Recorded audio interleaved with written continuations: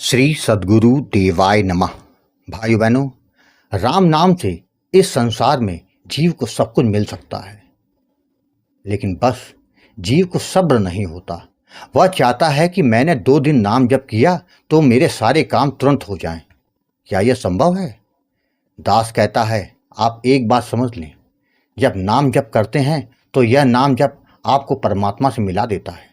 जब जीव भगवत मार्ग में चलता है तो सांसारिक कामनाएं तो अपने आप पूरी होने लगती हैं। उसके लिए अलग से कोई मेहनत नहीं करनी पड़ती। कलयुग का जीव ऐसा है कि उसे भगवान से कोई लेना देना नहीं। उसको भगवान नहीं चाहिए, लेकिन भगवान से उसको सब कुछ चाहिए। जब आपका यह भाव है तो आपका उद्धार कैसे हो सकता है? फिर हम चाहते हैं कि हमारे कार्य सारे तुरंत हो जाएं।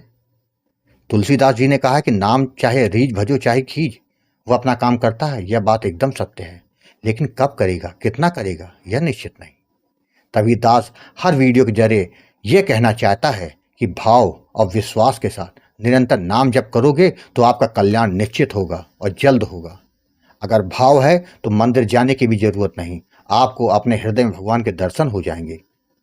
अगर भाव नहीं तो दुनिया में कहीं भी भटक आओ, अयोध्या, काशी, वृंदावन कहीं चले जाओ, केवल पत्थर की मूर्ति के दर्शन करके लौट आओगे। भाव होगा तो परमात्मा भी मिलेंगे, उनसे बातें भी होंगी, जीवन हमारा धन्य भी हो जाएगा।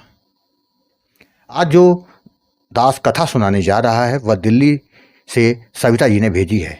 इस कथा को सुनकर आप भी नाम जप करने को मजबूर हो जाएंगे। वही कथा आज यह दास आपके सामने प्रस्तुत कर रहा है। इस कथा को जानने के लिए इस वीडियो को आखिर तक अवश्य देखिएगा। इसके साथ ही यदि आप राधा नाम की महिमा, बांके बिहारी जी की कृपा और वृंदावन से जुड़ी सत्य कथा का आनंद लेना चाहते हैं तो हमारे दूसरे चैनल अच्युत प्रभात को जरूर देखें। मेरा नाम सविता है। मैं नई दिल्ली में रहती हूँ। मेरे परिवार में मेरे पति और 2 बेटियां तथा 1 बेटा है।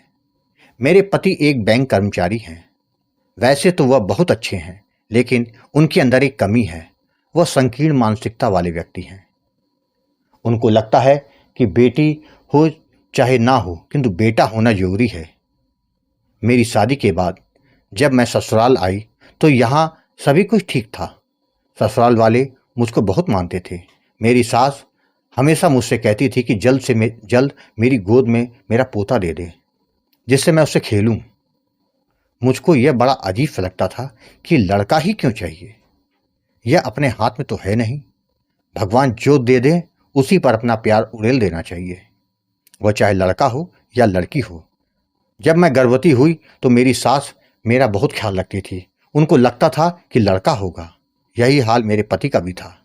लेकिन जब लड़की हुई तो जैसे पहाड़ टूट पड़ा। मेरी सास तो गुस्सा हो गई, मुझको उलाहने देने लगी। मैंने कहा कि यह मेरे हाथ में थोड़ी ही है। मेरे पति का भी मूड उखड़ा हुआ था। खैर, पहली बेटी पैदा होने के बाद जब मैं दूसरी बार गर्भवती हुई तो मेरे पति ने कहा मुझको लड़का चाहिए। मैं बोली कि भगवान जो देंगे तो उसमें मैं क्या कर सकती हूँ। लड़का देंगे तो लड़का आएगा, लड़की देंगे तो लड़की आएंगी। लेकिन जब डिलीवरी हुई तो मेरी सास मुझको देखने तक नहीं गई।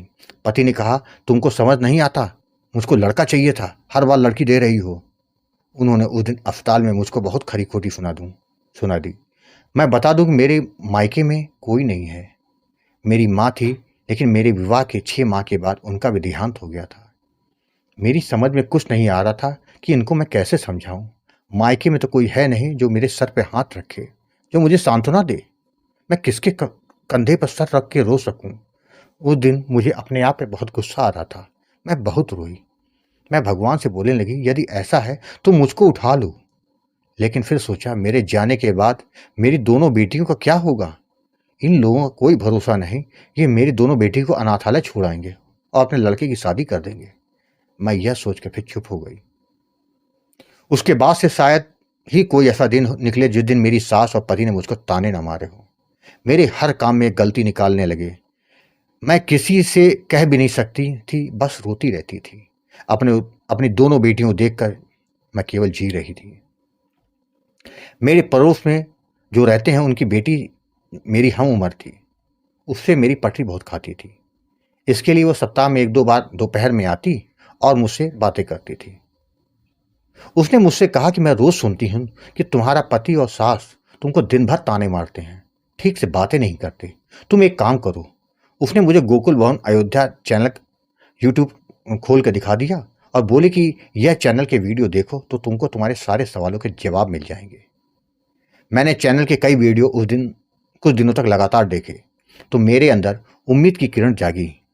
मैंने वीडियो में दिए नंबर पर फ़ोन लगाया। गुरुजी, जब आपसे बात हुई तो आपने मुझे बहुत अच्छी तरह से समझाया और कहा, नाम महाराज पर भरोसा रखो, तुम्हारी सारी मनोकामना पूरी होगी। तुम्हारे घर की कलह भी नाम महाराज दूर कर देंगे। जिसके बाद गुरुजी आपने मुझे सीताराम नाम का दान दिया, जबकि विधि और सावधानी के बारे में समझाया, कुछ करने को बोला। गुरुजी, आपसे बात करने के बाद मुझे लगा कि मेरी समस्या जल्द समाप्त हो जाएगी। मैंने आपकी कथनानुसार नाम जप करना शुरू कर दिया। शुरू में तो मन नहीं लग रहा था, तो आपने कहा कुछ अलग चाहती हो तो अलग से मेहनत करनी पड़ेगी।